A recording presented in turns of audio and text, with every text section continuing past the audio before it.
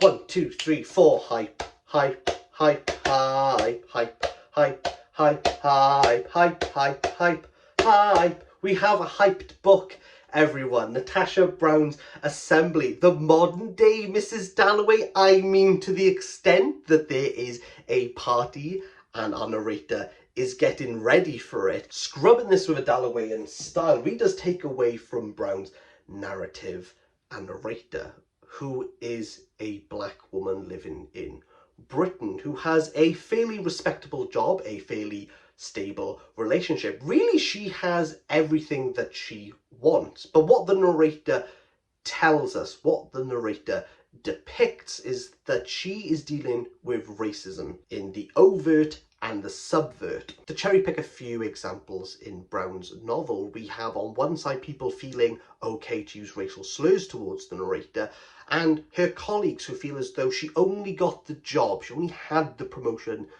because of diversity, that it fitted a quota, not the fact that Brown's narrator is good at her job. These interspersed moments trickle throughout Brown's sleek 100-page book as the narrator is getting ready to go to a party. Her boyfriend's family's house, who are old money. They are rich, they are wealthy, they never have to have a worry in the world. But the narrator feels as though, should she be willing to become a part of that? This is where the title of the book comes in. Yes, there's the obvious, an assembly of people within this garden party that she is going to be a part of. She's going to be one of the gathering.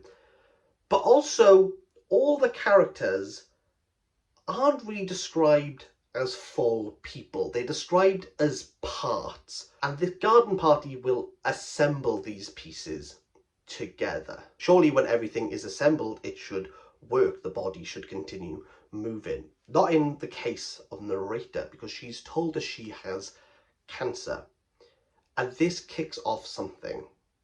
The fact that she does not want treatment.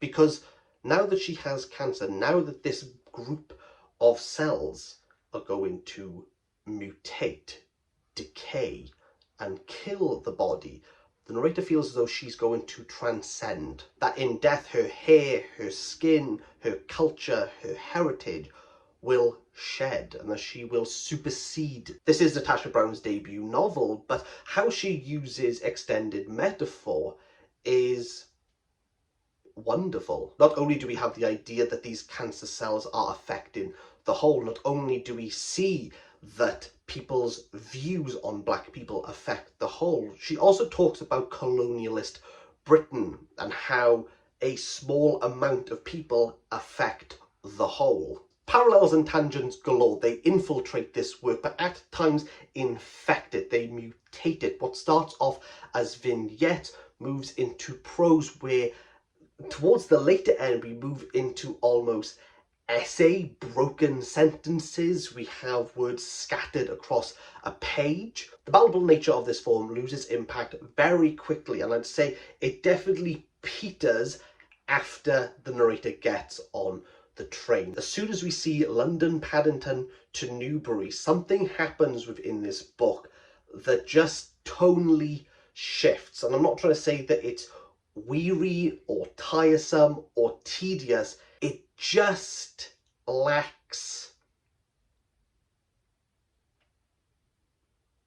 like a purpose. It feels as though Brown could do it, therefore she did do it. That being said, what doesn't hold back is the interrogation of contemporary Britain and how Natasha Brown is attacking it from all ways. What this book achieves in 100 pages is definitely something that other authors have tried to tackle yet have failed over 300. The brevity of Assembly is a double-edged sword. At some times it is striking, while other times it loses impact. What in some topics it nails squarely on the head. It doesn't have time to reflect. This all takes place over the span of one day, so everything's very emotive. Do we really think that the narrator is going to give up her relationship because she thinks about it there and then? What's she going to do after this party? Is she really just going to give up on cancer treatment? We don't know when we go to the last word of this novella. uncertainty. There's a lot of uncertainty that the narrator doesn't allow the reader that clarity. And for what Brown is talking about, it's the perfect way. For what this book lacks in uncertainty, it definitely makes up for immediacy. This is a very culturally now zeitgeist book. And I think you should read it. This is a 7 out of 10. I think that's a wrap.